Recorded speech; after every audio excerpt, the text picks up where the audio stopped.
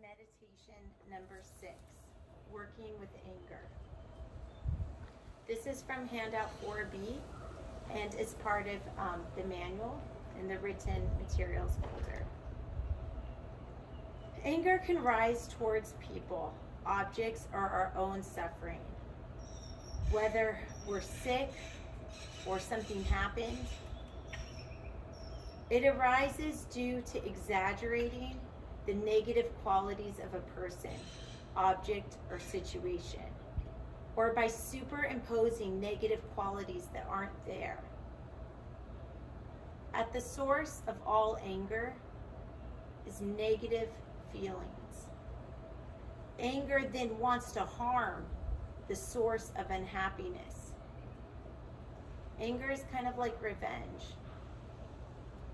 Patience is the opposite of anger. Patience is the ability to remain undisturbed, the ability to remain still in the face of anger. Patience is the ability to remain undisturbed in the face of harm or suffering. It's being patient. It doesn't mean being passive. It doesn't mean doing nothing. It means breathing and being deliberate in your actions. Patience means taking the time to give clarity of mind, and with that clear mind, deciding whether to act or not act.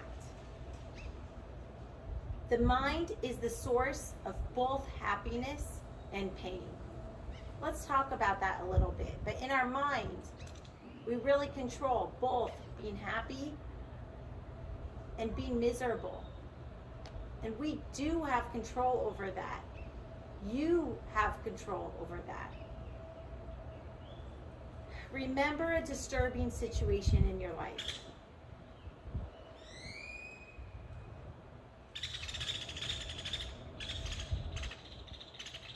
Recall what you were thinking and feeling, and examine your attitudes that created your perception and experience.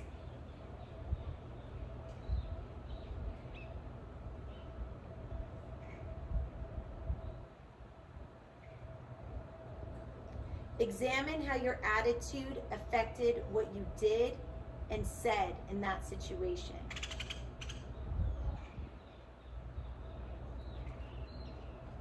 Was your attitude realistic? Was it seeing all sides of the situation? Or was it viewing things through your eyes and words like mine and me and I and my?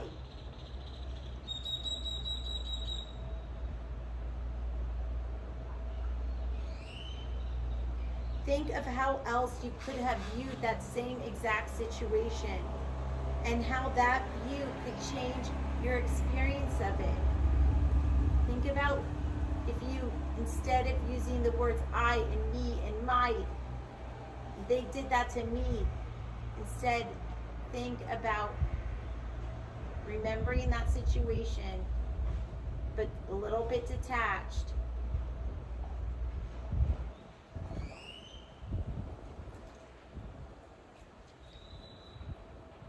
Determined to be aware of how you are interpreting things that happen in your life and cultivate a benefit and realistic ways at looking at things. You can determine whether to look at something bad as a lesson learned that's going to improve you, or you can choose to look at something bad that happened by holding anger and resentment against someone. I'm not saying that that someone didn't harm you, but maybe instead of being mad at them, maybe you could say, now this is a lesson learned that maybe I need to make some new friends. Maybe that friend's no good for me. Let's meditate on this for a minute. Find a comfortable seated position. Have your back straight. You can put a hand on your heart and chest and just breathe. You don't need to be sitting like this. You can be sitting on the side of your bed. You can even be walking. We talked about walking meditation with your footsteps. We'll just take a minute of silence here.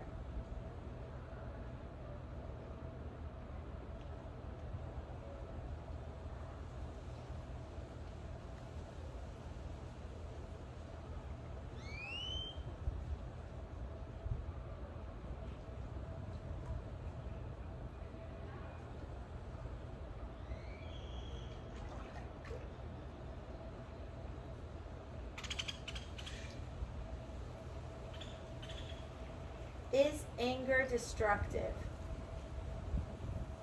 By examining your own life experiences, check. Am I happy when I'm angry?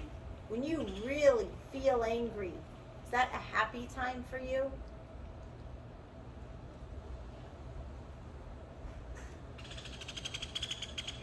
Do I communicate effectively with others when I'm angry?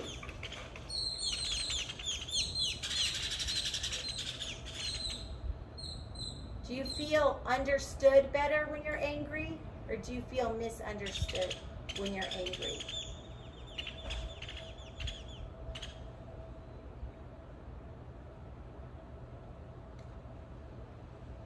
Ask yourself, how do I act when I am angry? What is the effect of my actions on others when I act when I'm angry?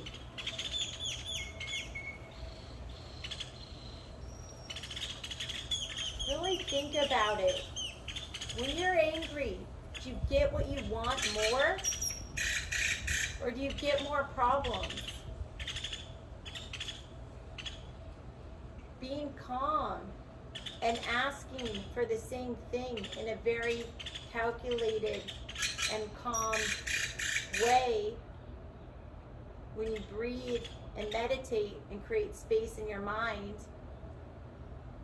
and you can ask someone for something by speaking more slowly, then that person is not on the defensive, and they can listen better and understand and possibly meet your needs. Maybe it won't work, but I don't think the anger is working either.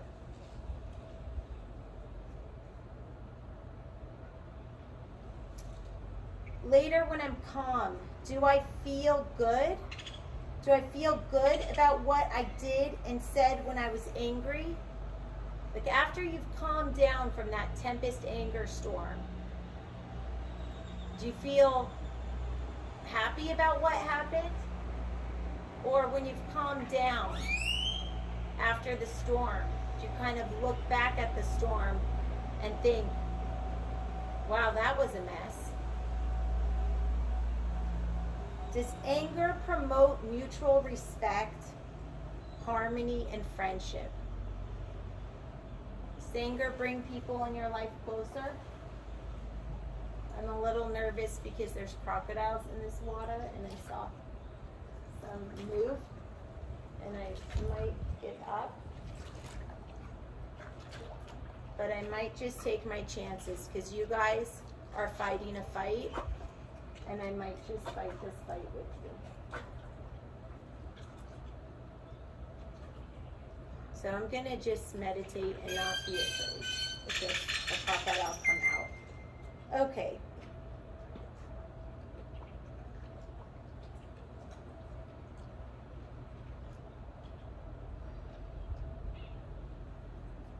When you're calm and you think about those moments when you were angry, do you feel a sense of shame and remorse?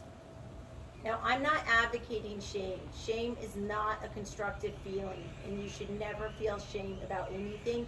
I don't care what you've done or where you've been. Mistakes are lessons learned. So just learn from it and move on. Beating yourself up is no good to anybody. Have loving kindness towards yourself. Have love and compassion for yourself. Forgive yourself. So I'm not telling you to feel shameful if you've been angry in the past and exploded on someone or something. I'm not asking you to feel shameful. I'm just asking, later when you were calm, did you feel a sense of shame? And later when you were calm and you were thinking about that angry event,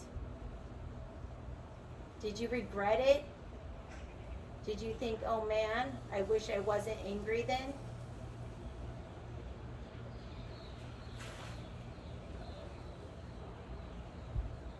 You can ask yourself, how do I appear in others' eyes when I am angry?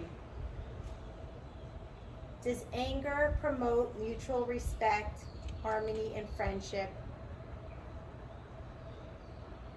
Let's meditate on this for a minute.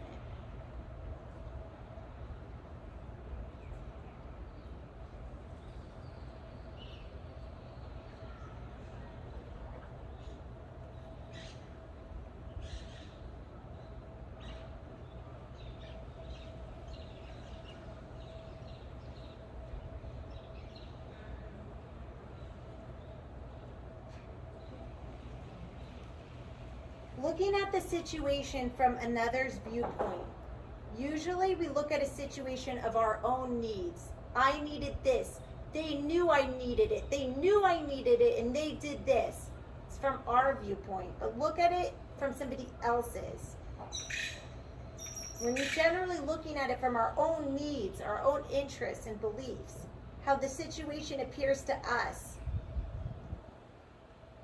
We believe that how we see the situation is how it objectively exists. Like, I saw it this way and that's how it was. Well, not necessarily. Now put yourself in another person's shoes and ask, what were that person's needs? What were that person's interests? See how the situation appears in another person's eyes.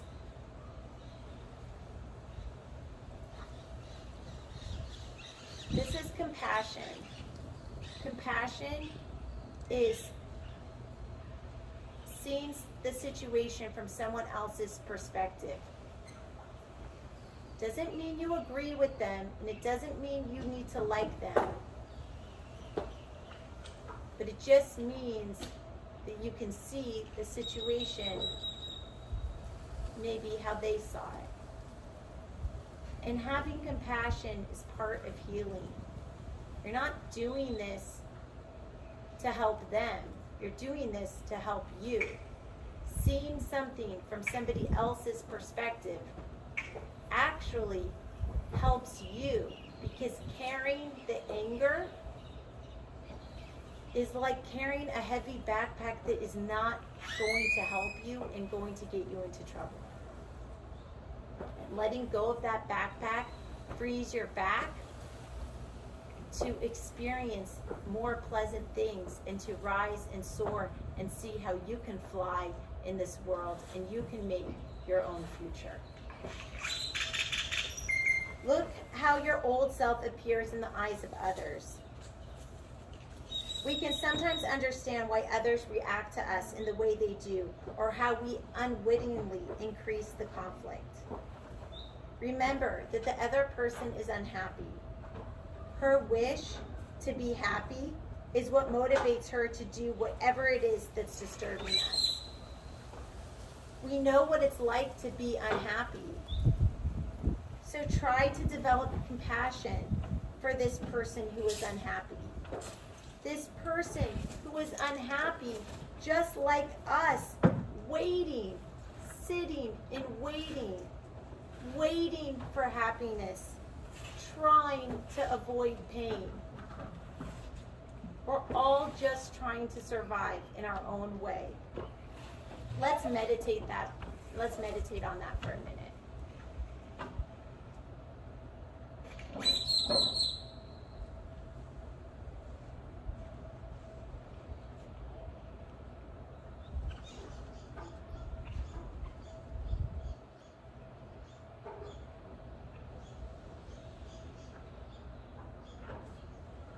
every single person is exactly like us, and that they want to be happy, and that they do not want to experience pain. We are all united in that. And when we remember that every single person is just trying to experience more happiness and less pain, it gives us perspective. And it helps us not react when we feel angry.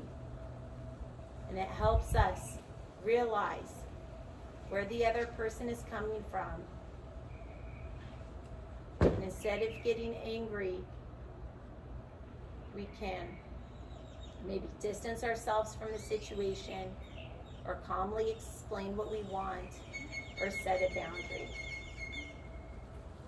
Namaste. May the light in me be the light in you. Thank you.